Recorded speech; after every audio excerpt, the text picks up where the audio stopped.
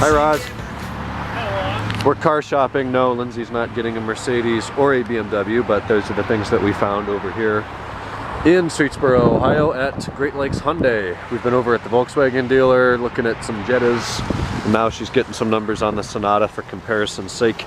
It's an ML? Yeah. So this is a 2014 Mercedes-Benz ML. Which one? The 6? Well, it's got two sets of exhaust running back. You get a great look. I wish you could do this under all used cars. Get a great look at the suspension, the front axles, all the bushings under here look great. Does it say how many miles are on it? It's pretty fresh. No, but it's debadged. Although it's scratched up already. Debadged. So we don't know if it's a 6 or an 8 cylinder. Those brakes look pretty big. Well, I'm gonna guess it's an 8, but I don't know. Mercedes. Oh yeah, the bumper's hosed. But it's got no PDC, that's why. Why are you getting an $80,000 car without PDC on? Oh, Aaron, I'm sorry. I'm sorry. The Cavs got the Raptors in 4 for the second year in a row with 4-0 sweeps and 3 years in a row knocking them out of the playoffs. I genuinely do feel bad because I know what it feels like to have the feeling that your team has done absolutely everything that they possibly can. The #1 seed, new offense, new players, new structure. They could get a new coach, bring in an all-star or whatever. And then the same thing happens again. It's like, what was the last year for?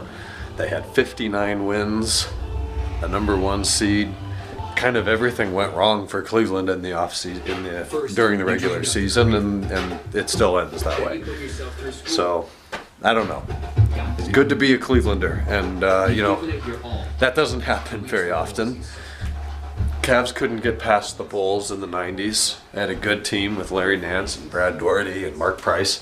They just couldn't do it because Michael Jordan was in the way.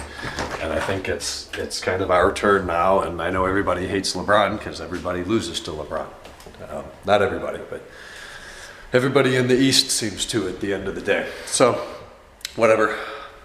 Today was kind of a busy day, several parts. I got a lawn done today, which was great being outside. It was supposed to be a high of about 64. It was 78, so that was lovely. We got under the Jetta. He's leaking, Razvan's Jetta, 2014, 80-something, 84, 85,000 miles, is leaking some mystery fluid, which we determined to be coolant.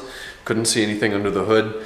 Crawled under there today, took off some stuff. I don't know, I don't think any of you guys have Jettas, but it has this, this is the Jetta belly pan, which is really small, but actually really nice plastic, and this one's in really good shape.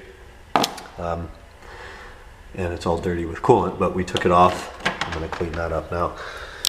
And I'm pretty sure it's the radiator. I mean, I'm like 95% sure it's the radiator. All the fittings look dry, the water pump housing's dry, the front of the engine's dry, everything's dry, except where the bottom of the electric fan assembly meets the radiator.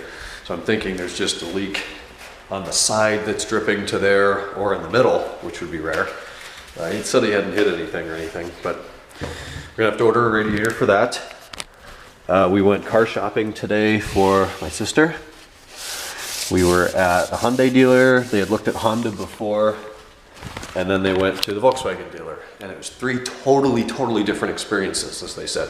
The people at Honda wanted to know immediately, what's your credit score? And do you have a cosigner? And what's your credit score? And let's run 5 credit reports on your account. Then the people at Hyundai were really trying to make you fall in love with the car. My mom summarized this best. I'm just repeating what she said. So, you know, they didn't want to talk numbers. They didn't want to pull credit. They're like, get in this one, drive this one, look at this feature, look at this color. And it was all about the emotional attachment to the car. And then at Volkswagen, it was very much, okay, well, you're on a budget. Let's see what we can put together before we even look at a car. And we worked numbers. It was a very low pressure sale environment. It was a really good environment at Volkswagen. So they have made a decision, which we'll see tomorrow. Yeah, it's exciting. The Civic will be going. We are going to turn it in on trade, which I was against, because I know we can get more for it private party.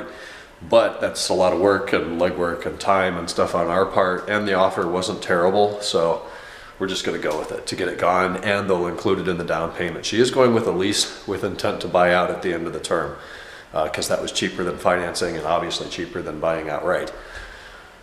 So whatever, that was today. Roz was here for a bit since he didn't go to work since the Jetta's down. Megan came down, did some laundry. We watched that game. The game just ended. She headed home. It's about midnight. I'm very behind on vlogs. I'm going to try to do that before I fall asleep here. Tomorrow I have a dentist appointment, just a regular cleaning, checkup, whatever. I hate that, but you know, you got to do it. And otherwise, I don't know what's going on. It's going to be another nice day, so I'll probably keep mowing. The income is nice, and I like being able to work outside, and it feels good at the end of the day to be tired and crash in bed and just be out. So we'll talk tomorrow. Good night.